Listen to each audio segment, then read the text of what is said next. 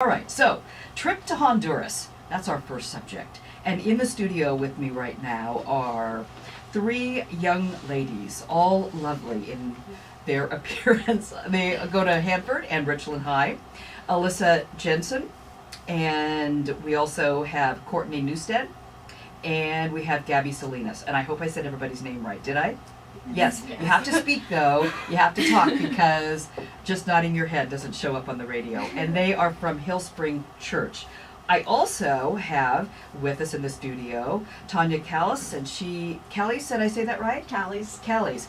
And she is their, what should I call you? You're an adult supervisor? What are you? Yeah, they call me the youth leader. Youth leader, okay, great. All right, so Tanya, I want to ask you some of the very, very basics right off the top here. You went to Honduras last summer. When did you go? We went in July, stayed for a week. Wow, what was the temperature in July in Honduras? It was beautiful. It was about 88. Oh, with okay. a humidity of about 90%. Oh, all right, there you beautiful. go. That's what I was thinking. How many went? We had 5 teens go with us and 4 adults. 5 teens and 4 adults. Mm-hmm. Oh, those lucky 4 adults. Mm-hmm. And how much did that cost each child? Okay, so the trip runs usually around $1,700 per person. Mm-hmm. So. And typically the kids come up with this money themselves, or what? I guess we'll find out, huh? Yep. They'll tell you all about their fundraiser they did. All right.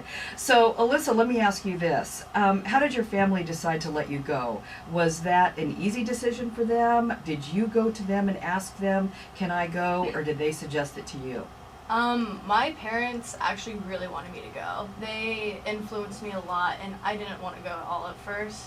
Ah. And it wasn't forcing me to go, but they really encouraged it, and so I kind of felt bad if I didn't go.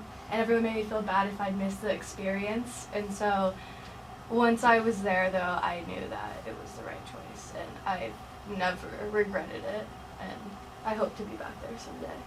Well, your parents are very smart. I've talked to a lot of people about it, and they all said the same thing, so. Yeah, good. All right, so I want to know about preparation to go. So, Courtney, did you have classes beforehand? How did you prepare to go? We had weekly meetings before church. We had to go to church.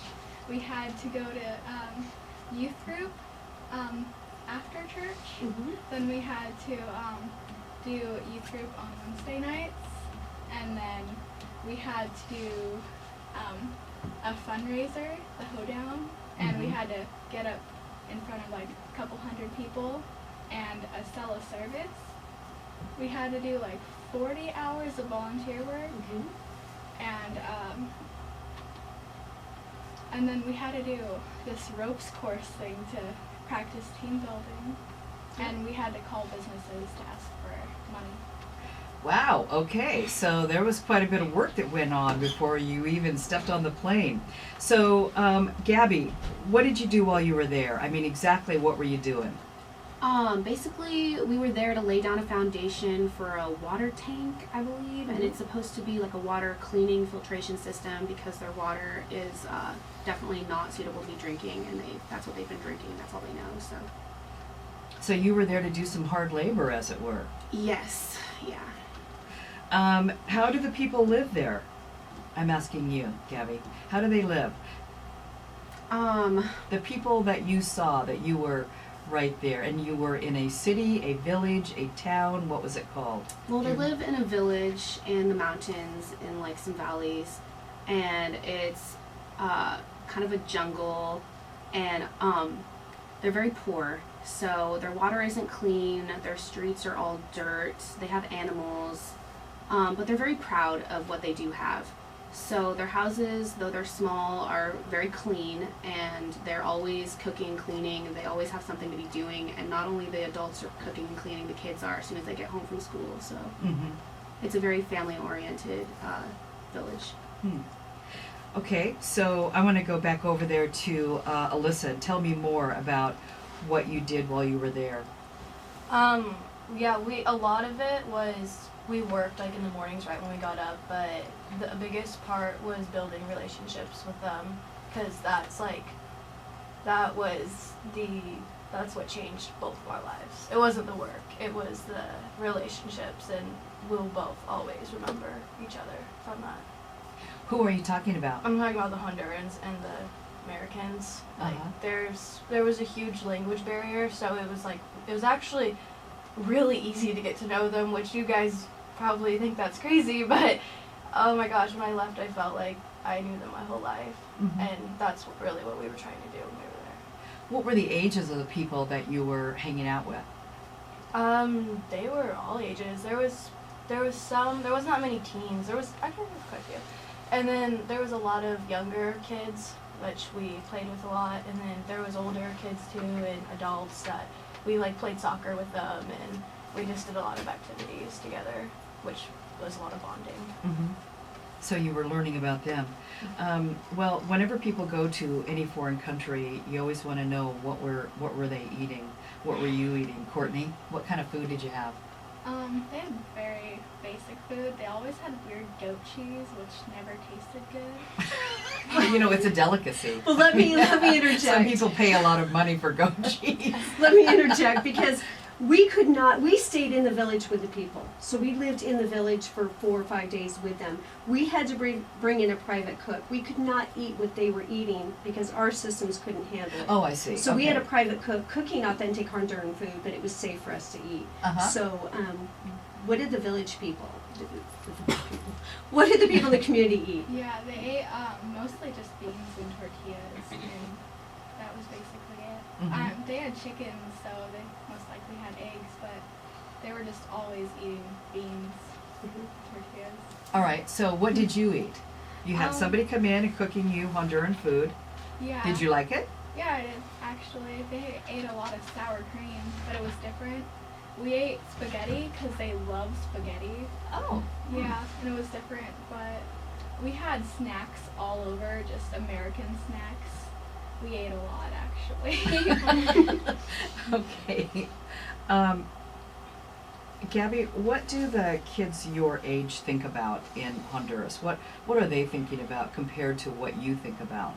Well, I think when Alyssa said that there weren't that many teens, it was hard to realize that there actually were because they are with their parents all the time working. They don't chill at home and do house chores. That's for younger kids because it doesn't take hard manual labor. They're out there moving rocks with us, laying down cement with us, and that's what they do all day. They go out to work as soon as they get old enough to do that. So. Mm-hmm. Do they have cell phones? Oh, definitely not. No. Telephones? No. No electricity, no running water, no cell phones. No internet. No. We had no internet there. Right. No running water. No, right. No indoor toilets. Exactly. Was that your first experience with an outdoor toilet? Oh, no. My grandma's from Nicaragua, so I used to visit her on Corn Island, and it's definitely the same kind of thing. It's just a board with a hole in it. Yeah. Go ahead. Even in the rich parts of Honduras, where we stayed in a hotel the first night, so we wouldn't get culture shock. But we had to throw away our toilet paper, or we would totally plug the system Mm-hmm. everywhere in Honduras. It was really gross. That was unusual, right? What about your showers when we were in the village? Alyssa? They were so cold. And they were in little tents, and sometimes bugs would get in the tents, and it was really scary. I loved that. So you lived in tents? No, when we showered. in Oh, I tents. see. Yeah. It Okay. was scary. I'll tell you what, I want to take a break here, Pete, but when we come back, what we want to do is really now ask them to reflect on what did they learn while they were there in Honduras about life and what the differences are between the way people in Honduras live and the way we live here. We're back in a moment here on Meet in the Middle. Welcome back to Meet in the Middle on December 22nd. It's Tuesday. We're talking about a trip to Honduras, Hillspring Church. My guests today are Alyssa Jensen and Courtney Newstead, Gabby Salinas, and the youth leader from Hillspring Church, Tanya Callis. Tanya, you were telling me before that you start introducing the idea of this trip to children when they're really young, so that when they, how old are these kids? And how old do you need to be to go on this trip? We take them their junior year in high school. We used to do it their senior year, but that became just way too That's difficult. too complicated, Right. yeah. Besides, it gives them a year, their senior year in high school, to really have that impact in their schools and the community. So there's a lot of preparation there. And why does the church do this? I mean, what do you see as the benefit? What does the church see as the benefit of this? Change lives. We've seen every year these kids start one way, and then when they see these developing countries and how the majority of the world lives, their eyes are now open to something that changes them and opens their hearts. They come back changed people. All right, well, let's start with Courtney, and tell me, how do you see things differently today, do you think?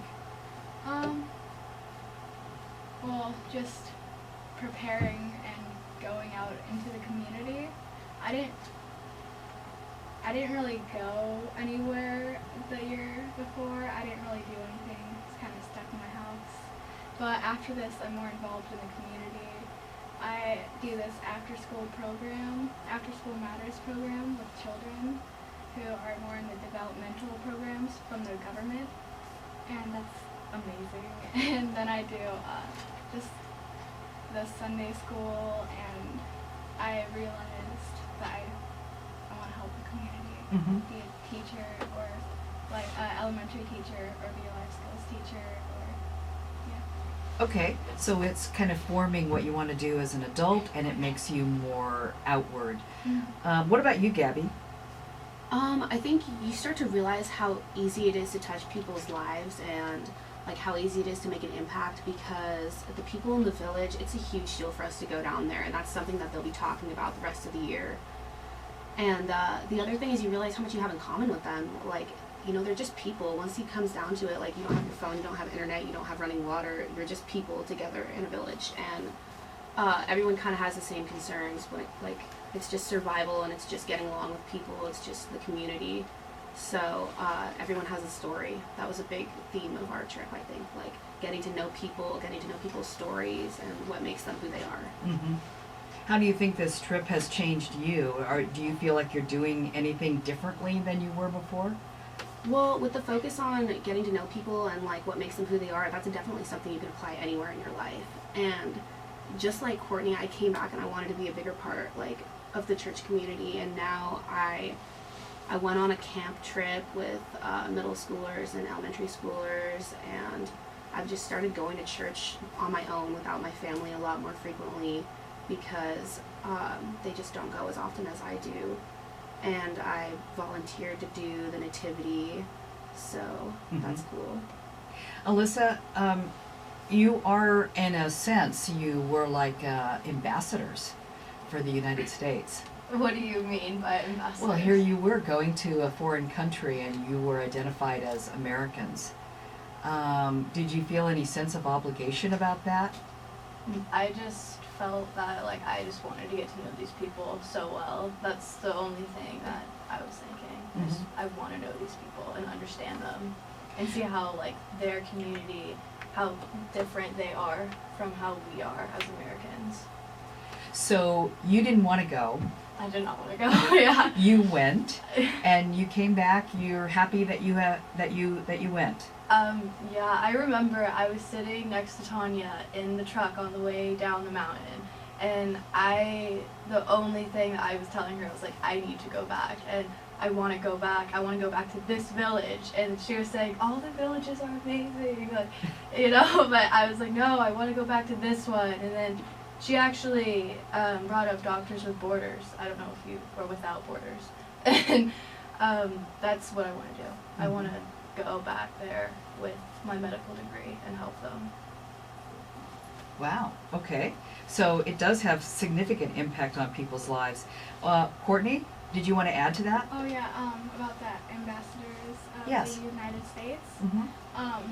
When we were down there, everybody, when we got more into the remote villages, everybody stared at us.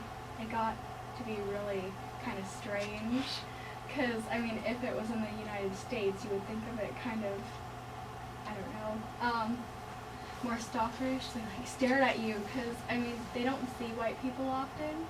And Mhm. as Tanya said, I mean just seeing us in that remote of a village, not in the tourist section, kind of gives them a sense of hope. Just seeing, oh, they're helping someone, maybe it'll help us and we could do better too. Mhm.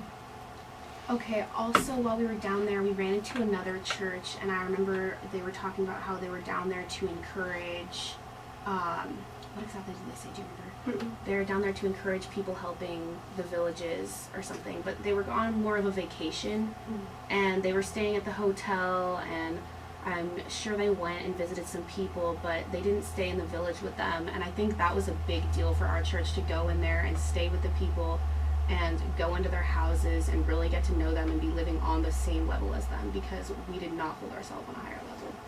Mhm. So that was a big deal for us, and that was part of the preparation too. We had to do like this whole workbook thing, and it was all about like getting to know people, because we're all the same, and it's not we're going to help them.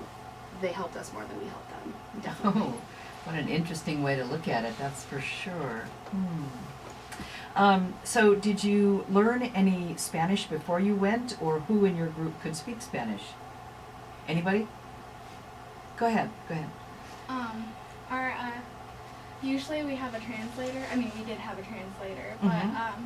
one of the adults that came down with us, she was a Spanish speaker. She actually came from Mexico, and when we were in our truck drive, we were driving down to the village. One of our drivers that stays down there and makes sure that everything's good down there while we're not there. He doesn't speak English, and we actually got to hear his story and about his life. His dad was an alcoholic, and once he was 9, he had to start working because his family couldn't provide for him. And he said, "Thank God that I'm alive," because he was so poor. And he talked about getting into America and how the government denied him so many times for a visa. And he didn't want to try to travel across the borders because the people that help you, they usually say it's just because they're trying to do good, but they actually, usually they'll rob you, either kill you or send you into human trafficking. Well, so Tanya, they actually learned quite a bit, became quite worldly in this 1-week trip, I would say. Yes. It was quite an introduction. So do you go every year? We go every year. No, do you? Yes. Sometimes I Wow. go twice a year. Really? Yes, these people have changed my life. How? They have given me my life back in the sense that I look at people differently now. I look at myself differently. That we are truly in America blessed, and it's for a reason, to be a blessing. And our church teaches us that. And we're very blessed because we have someone there in Honduras working that we've hired, Daniel Bell. And he stays there, and he's a Honduran. He could come back here, possibly, but he stays there to help his own people. And he gives me hope that if we can just understand that we're all in this world together to help each other and love each other, it's a way more joyful world. I agree. That's a beautiful way to end it. I want to thank all of you for joining us today. It really has been very interesting to hear your reflection of this, and have a good holiday, all of you. Merry You Christmas. too. All right. We'll be back in just a moment. Stay with us.